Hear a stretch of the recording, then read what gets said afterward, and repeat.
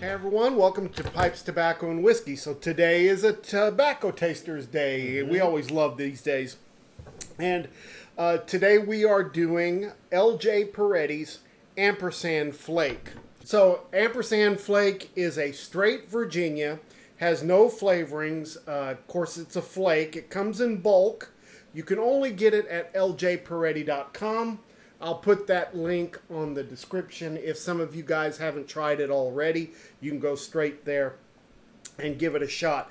The strength on this one is moderate to medium. The taste on this is medium. And we're going to go ahead and talk. You know, the funny thing about this flake is I looked a lot of different places to try to find reviews on this. There's not a whole lot out there on it. Yeah. There's not a lot out there on there. Now, let me give you a little bit of background on this one. Because some people think that this is a brand new L.J. Peretti blend. When actually, they used to make it quite a long time ago. And was not able to source some of the tobaccos that they needed So for they it. stopped. And then they came back and started doing it again. So this description is from the L.J. Peretti website. It says, a semi-broken flake connecting the qualities of Bob Peretti's original artisanal Old Virginia flake with a subtle hint of sweetness for today's pipe smokers. Medium in strength with an excellent room note. While serving overseas in World War II, Bob Peretti enjoyed mature Virginia flake tobacco. When he came home, he set to creating his own. Despite its popularity, we had discontinued it for several decades because we couldn't source some of the key ingredients. So that gives you a little bit of background on this particular tobacco. So let's go ahead and talk about this one. And guys, we want you to add your thoughts underneath the description on the video so that you can share your thoughts with other people who might be watching this at a later time. Okay, so straight Virginias, it's not really a flake, it's more of a broken flake. Yeah. It's They're not hard Yeah. pressed flake ribbon. and they're pretty easy to rub out. Yeah. We said that there was no topping on this, but it also suggests that there might be a very slight sweet topping on there, like maybe a simple syrup or something like that on there as well, but I don't know. Okay, well, let's talk about the tin note. Tin note. What do you think about this one? So this was man, I've been smelling this tin for the last 2 months. And this has been the one that I've been the most excited about. It's got that traditional Virginia tin note. Just some hay, a little bit of sugar, a little bit of orange zest. Just some of those citrusy notes coming forward. But this one's a little bit more complicated. And this is why I was really interested in trying it. Because there is some of those dark fruit flavors in there. The molasses, a little bit of that stuff in there that it just really kind of sweetens up the blend and almost makes it a very deep, almost red Virginia scent where it's very mature, very rich, as well as some of those light grassy flavors that I like about Virginia. They don't specify as to different types of Virginias that are put into this blend. It very well may have some red Virginia in there. Definitely some bright Virginias and maybe some orange Virginias in there as well. Yeah. Okay, so I get, all of those things that you talked about, I get in that. The dominant smell is that grassy hay kind of smell. That's the dominant in there. But it also, in the background, I don't know if you can smell it, but I smell just a hint of like clove in there as well. But you also get that sugary, dark fruit, zesty. And it's hard for me to pick up on clove. I just have a hard time with it. But it's because I got 2 young kids that just stink. So well, you weren't the best smelling. No, I wasn't either. But I'm having a hard time picking up on the subtle notes like the clove and stuff. But man, like you said, that forward hit of grassy hay, and then I love those little dark notes of just that dark fruit. Yeah. Maybe a little bit of cocoa. Maybe some honey in there too. Yeah. Just those darker, sweeter notes that aren't as bright and in your face. Yeah. I can tell you this.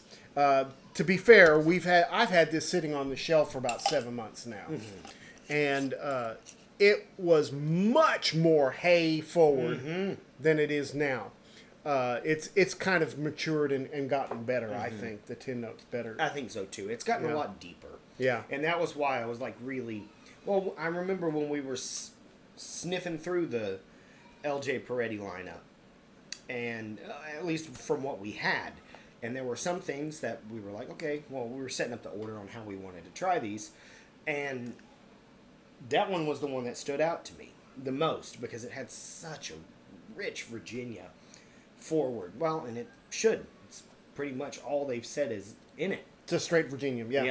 Yeah. Which makes me wonder, what is it that they were having problems with? What ingredients were they having a hard time sourcing for the last couple? I don't know.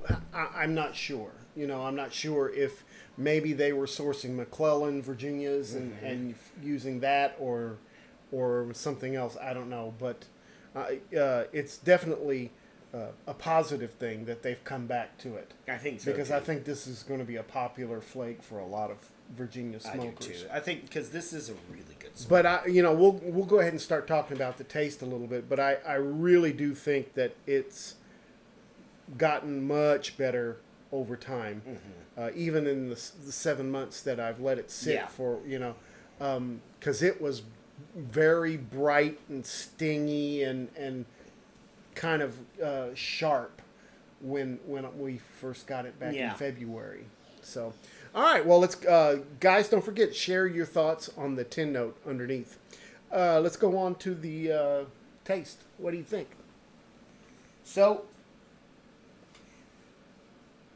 this doesn't taste at all what you had just described, where you said it was very bright and kind of stingy and very, very typical Virginia up front. This one, I can take a full mouthfeel. I can take a full drag and just experience all the flavors because it is very medium-bodied. The smoke's not too heavy, but it's not light where it's going to burn if I take too much. Where I'm going to get bite on my tongue from smoking it. And it's a very smooth, medium-bodied, kind of creamy taste. I get those citrusy notes, those grassy notes that I'm really, really, really in love with when it comes to Virginias, but they're very, I don't know, they're retired. Almost as it seems like they're very old. They're very tepid. That's probably the word I'm looking for. I love this smoke. It's to me, it's an all-dayer. Because it's just so smooth. It's definitely got a creamy mouthfeel to it. I'm getting a little, the typical Virginia flavors. You get that grass, that zesty citrus kind of taste. Those come through. A sweetness also comes through. I'm getting a little bit of a zing on my tongue, a little bit. So it's got a little bit of spiciness to it. And I'm not even sure if you can call it a spice. It's interesting, but it's kind of a peppery kind of spiciness that I'm getting. But also I get slight hints of like a cocoa. Yeah, like we kind of smelt in the tin note. There's that little bit of that sweetness, but that like bittersweet that we're kind of getting there, like natural cocoa. Yeah. And I'm kind of getting that too. And a little bit of that molasses kind of taste is coming through too. But I'm wondering if that spiciness is that hint of clove that I was kind of getting in there. Maybe, yeah, because there is a spice to it. There is, and it's just on the sides of my tongue. It makes me salivate. It does want me to keep coming back and smoking more of it because I'm having a hard time. I picked this pipe specifically for this tobacco. It's a small chamber. It's not very wide. and it's a longer stem to kind of help cool it down a little bit, because I have a tendency to smoke them hard, and I wanted to kind of give this one a chance. So, this has kind of become my Virginia pipe. Oh, okay. Is what I do really with this. nice. Yeah, this is an Ashton. I got it at the Chicago Pipe Show, and it's really been it's an Ashton Belge is the shape. That's a Belge. So anyway, that's a really nice one. Yeah, I really enjoy it. It smokes well. It helps the Virginias for me. Really? Kind of tone down a little bit. Yeah. I should try it, or something you similar. Should, with you a should longer look stem. at something like this. Yeah. All right. So what do you think about the moisture content? Well, let's go back to the. Do you have anything else on taste? No. This is a pretty straightforward, not too complex, but very matured, very. I mean, it's a very solid Virginia smoke, and I think that's the best way to describe it. Is there's no frills, but there's no harshness. There's no real bite. There's no real aggressiveness, and that's why I think it's an all-dayer. It's kind of down the lane of Orlick Golden Slice, and also maybe like the Peter Heinrich's Golden Slice. It really reminds me of the Peter Heinrich's Golden Sliced. Yeah. Okay, well, tell me what you think about the room note on this. I mean, when I walked in and you were smoking it, it was all about the Virginia hay. That's what I got in the room note. That's what I got, was 100% that kind of room note. I don't want to say you're tougher smokers, but you're more tobacco heavy smokers. The ones that are smoking your Virginias, your Latakias, the unscented, unaltered, no topping tobaccos are going to find this a very pleasant to tolerable room note. Everybody else is going to find it a tolerable room note because it is a very straightforward, just smoky room note. Yeah. It's not thick and it's not very punchy, if you know what I'm saying. There's some room notes, there's some tobaccos that are just, it almost feels like they get you right here as much as they get you in the nose. Yeah. And this one, it doesn't hit you very hard, but it is a very smoky room note. Yeah, it's definitely distinguishable. It's there. It's a tobacco, and you get it. Yeah, I guess that's a good way of putting it. It's just very tobacco forward. It's a very and I mean, we all smoke tobacco when we smoke, but most of us. But kind of a pure tobacco. Pure tobacco. Yes. No toppings, no additives, no peaches and cream flavors or anything like that. No, this is your standard tobacco room note. Yeah. And I find it tolerable. I also find it kind of inviting as a smoke does sound good, especially after a meal or something like that. Well, let's go on to the moisture level. Guys, don't forget to share your thoughts. We want to hear what you think about all this. What did you think about the moisture level? I felt like even after 7 months, of course I put it straight in a mason jar, but even after 7 months, it's still retaining some moisture. And I find that for me, it works best when I rub it out and let it sit for about 30 minutes. I agree. It's partially due, I think, to its flake nature. Those flakes seem to absorb or retain their moisture for a really long time. And I mean, you really have to just let them kind of dry out for them to get brittle and start breaking apart. Yeah. But I don't want that. This to me at 7 months was a good consistency. I think it needs to sit out after you rub it out for a little bit, but I just wanted to get into it when I. Well, and you've noticed I've had to relight it a couple of times already, so that moisture is causing me to have to go back and do relights on it. Anyway, I think that it is just a tad moist, but that's in order for that's how flakes are. Yes. What do you think about the nicotine content? So I wouldn't quite call it a medium nicotine. This is just below, really close to a moderate nicotine hit for me.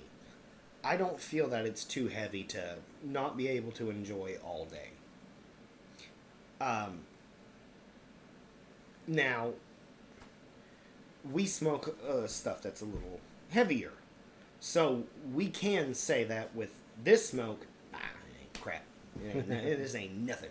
But I would see where such a rich, strong tobacco, this would have kind of a nicotine buzz for some people who don't smoke full traditional tobaccos like this.